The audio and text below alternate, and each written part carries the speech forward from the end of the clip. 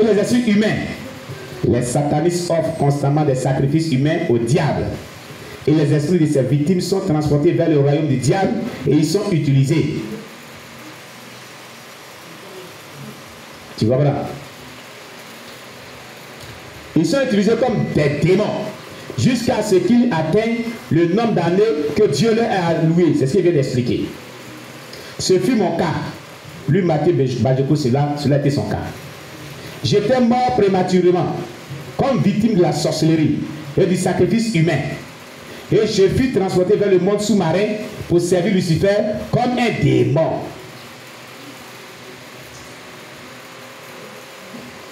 Je suis le frère Mathieu Bajoko. Je suis bien connu dans le pays. Je suis né dans la province orientale en République démocratique du Congo. C'est là que j'ai grandi. Et c'est là que tout est arrivé. Je vais dire, c'est là où j'étais mort, où je fus enterré. Mon témoignage est bien connu par les fonctionnaires de l'État. Le gouvernement et le Parlement avaient mené des enquêtes sur mon cas. Et ils connaissaient mon histoire. Ils ont enquêté et ont certifié que j'étais effectivement mort et enterré. Durant les investigations par des autorités provinciales et nationales, j'étais emprisonné en attendant la conclusion de l'enquête. Ils voulaient se rassurer que je n'étais pas un simple usurpateur qui séduisait la population. En fait, le diable savait que je serais un serviteur de Dieu. Il a donc essayé d'interrompre ma vie. Ma mort n'était pas naturelle, mais une mascarade perpétrée par les sorciers. Quand le diable sait que tu vas servir Dieu, avant que tu rentres dans ton appel, il peut te tuer. Il va faire tout pour t'éliminer.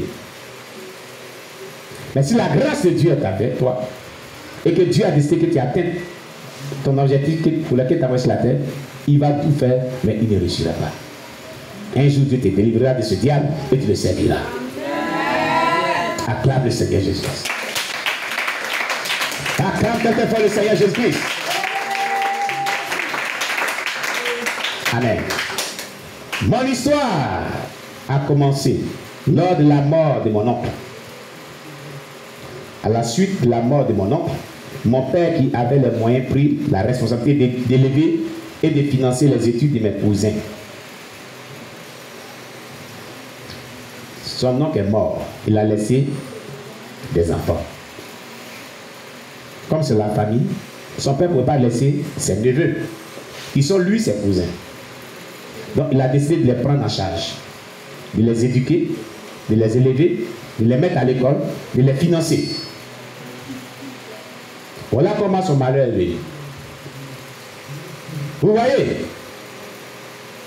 Et parmi mes cousins, il y en avait un à qui mon père avait confié de l'argent pour se débrouiller, comme on le dit, afin de soutenir ses frères et être indépendant.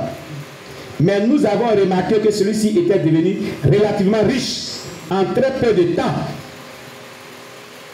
Il est devenu riche. Au départ, nous avons attribué cela à son habileté et à ses compétences commerciales. Mais ce n'était pas le cas. À vrai dire, il avait recouru à l'occultisme et à la magie noire pour exceller, progresser et avancer dans ses affaires. C'est-à-dire, il a fait l'occultisme, il a fait la magie noire pour prospérer dans ses affaires. Il voulait devenir un grand homme d'affaires, mais il était impatient. Et donc, il a cherché un raccourci en recourant à l'occultisme. En conséquence, il était supposé offrir des sacrifices humains pour exceller et faire prospérer ses affaires. Le sang devait couler. Et comme à cette époque, nous avions beaucoup de serviteurs et domestiques à la maison, il a donc ciblé l'un d'entre eux pour le sacrifier. Quelques jours plus tard, un de nos domestiques est tombé gravement malade. Il était la cible de mon cousin, qui voulait le sacrifier au diable pour ses affaires. Bien-aimés, ce n'est pas tous ceux qui viennent chez vous qui sont purs. Ce n'est pas tout parent. Tout parent qui vous rend visite, oncle, tante, neveu, cousin, nièce, qui sont vraiment bons. parmi eux se trouvent des satanistes, des sorciers, des agents du diable. Même si quelqu'un n'aime pas ton parent, elle le discernement. Ce n'est pas tous ceux en vie, tous ceux avec qui on vit, qui sont purs, qui sont vraiment d'un bon esprit. Alléluia. Regardez ce qui lui est arrivé dans sa propre famille. Son cousin, que son père a voulu aider. Pour qu'il se prenne en charge, puis prend en charge ses frères. Il a donné beaucoup d'argent pour qu'il manquait des affaires. Au lieu de rester intact et connaître Jésus-Christ, il va faire de l'occultisme et la magie noire avec cet argent.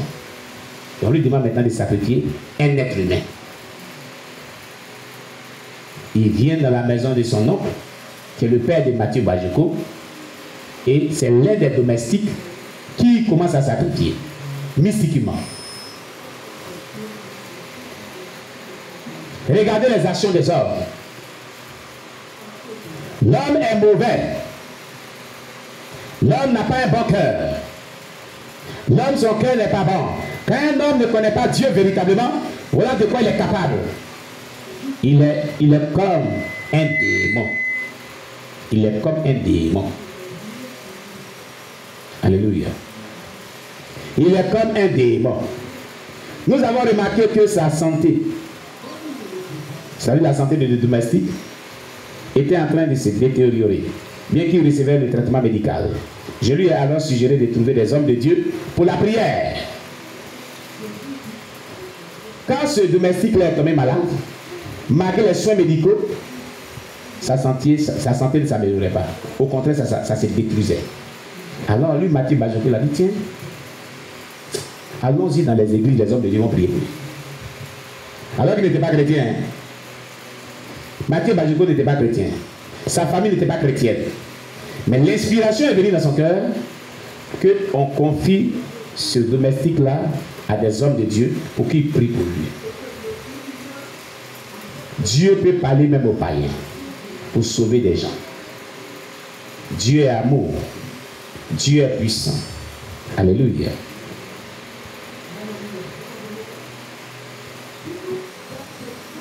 Une fois que mon cousin sataniste a entendu parler de ma suggestion, il fut irrité et s'est mis à m'insulter. Quand Mathieu Bajeko a donné vraiment cette orientation, alors son cousin qui avait fait ce travail mystique s'est mis en colère. Il a commencé à insulter Mathieu Bajeko. Il a commencé à l'insulter. Mais si toi, quelqu'un est chez nous à la maison, il est malade, on le soigne par les médecins et ça ne va pas. Et quand Dieu va recourir aux prières des hommes de Dieu. En quoi cela est mauvais pour que tu m'insultes? En quoi cela est mal pour que tu m'insultes? Pourquoi tu te mets en colère? C'est que toi, tu n'es pas clair. C'est qu'il y a quelque chose de mauvais que tu fais. N'est-ce pas? Alléluia. J'ai eu du mal à comprendre son attitude. En réalité, mon cousin était déjà profondément dans l'occultisme et il connaissait la puissance de la prière. Il savait que la puissance de la prière allait détruire ce qu'il était en train de faire. Donc c'est pourquoi il s'est mis en colère. Les sorciers n'aiment pas la puissance de la prière. C'est pourquoi ils attaquent ta vie de prière. Ils savent que quand tu pries beaucoup, les yeux sont détruits sur toi. C'est pour ça que tu rends paresseux dans la prière. Et je vous dis ici, on prie.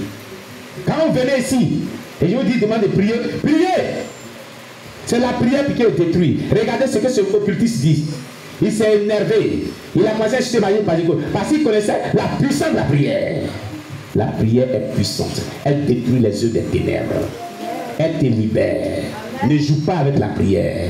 Quand on te dit qu'il faut aller prier, il faut prier. Quand on te dit qu'il faut faire 12 heures du temps de prière, fais un effort pour le faire. Tu seras libéré. Ici, on prie jusqu'à 17 heures du temps. Non-stop. Quelqu'un est arrivé à le faire. On prie. Avec la prière lyrique à caractère prophétique. Elle est cette prière aussi. Et quand il vient ici, on dit qu'il faut prier.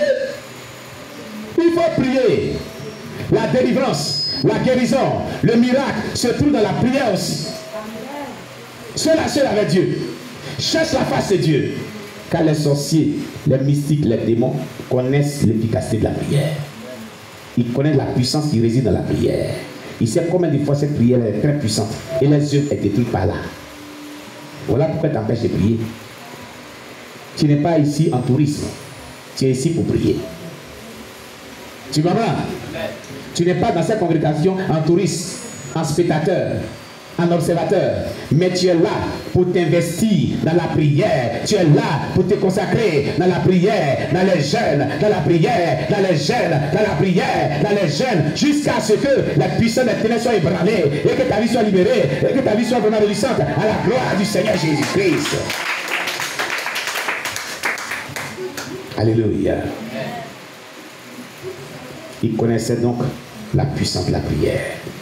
La Bible dit que la prière fervente du juste a une grande efficacité. C'est après avoir visité une église locale du quartier que notre domestique fut délivré et guéri de sa maladie mystique. Acclamons le Seigneur Jésus. Alors ils ont pris ces domestiques, ils sont allés dans le quartier, dans une église qu'ils ne fréquentaient pas. Et les pasteurs, les gens ont prié pour lui là-bas. Il a été guéri de cette maladie mystique. Or, par ils sont allés d'hôpitaux en hôpitaux, ils ont fait les médicaments. Au contraire, ça s'aggravait. Mais quand ils sont rentrés dans une église locale, dans le quartier, ils sont confiés au pasteur et à Dieu là-bas. Ils ont prié pour lui, il a été guéri. Automatiquement.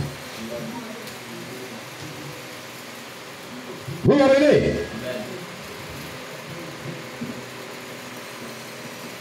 Et notre domestique persévéra dans la prière et dans la présence de Dieu après sa guérison. Vous voyez, quand Dieu te délivre là, quand Dieu te guérit ou même te délivre, il faut continuer toi-même. On dit le domestique, ils ont dit c'est le pasteur. Ils ont dit c'est le pasteur. Et ça vous n'est pas enseigné ça ici. Le domestique lui-même, les mêmes choses qu'il vous dit ici là, après que tu sois délivré, après que ton problème soit résolu, il faut que toi tu aies une vie de prière. Sauf qu'on t'entraîne dans la prière. C'est pour ça qu'il prie avec vous. Et j'ai toujours dit aux gens, après la délivrance, il faut avoir une vie de prière persévérante. Mais les gens pensent qu'ils n'ont rien à faire, ils n'ont rien à contribuer dans la vie chrétienne. Que c'est le pasteur qui doit tout faire ou Dieu doit tout faire. Non! Non! Si après la délivrance, tu n'as pas une vie de prière, tu ne te consacres pas, mais les démons vont revenir. Ta vie sera charnelle et tu vas ouvrir les portes aux démons. Ils vont revenir. Et tu as commencé à combattre que tu es repossédé. Tu as commencé à combattre que non, je n'ai jamais été délivré. Mais tu as été délivré, c'est toi-même. Parce que tu ne peux pas obéir à la parole de Dieu. Tu ne peux pas obéir au conseil qui compte dedans. C'est tout.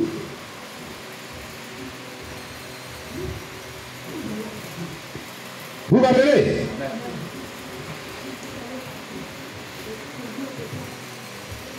Il persévéra dans la prière et dans la présence de Dieu après sa guérison. Il était alors devenu hors de la portée de mon cousin Satanis. Donc, quand Dieu l'a délivré, il continuait sa vie de prière, le cousin n'aura plus.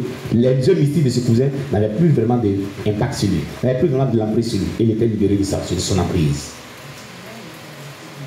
Voici un modèle pour que tu sois libéré de l'emprise démoniaque, de l'emprise des sorciers qui te poursuivent. Si on a prié pour toi, les démons sont manifestés, sont sortis. Toi, vis dans la sainteté de la crainte de Dieu, persévère dans la prière et dans la présence de Dieu. Engage-toi à servir Dieu. Verse ta vie de prière, méditation de la parole de Dieu et continue à prier. Les démons s'éloigneront de toi. Ils n'auront plus vraiment d'emprise sur toi. Tu seras en paix. Et lorsque mon cousin se rendit compte qu'il avait perdu sa proie, il décida de me sacrifier à la place de notre domestique. Étant donné que c'est moi qui avais suggéré à notre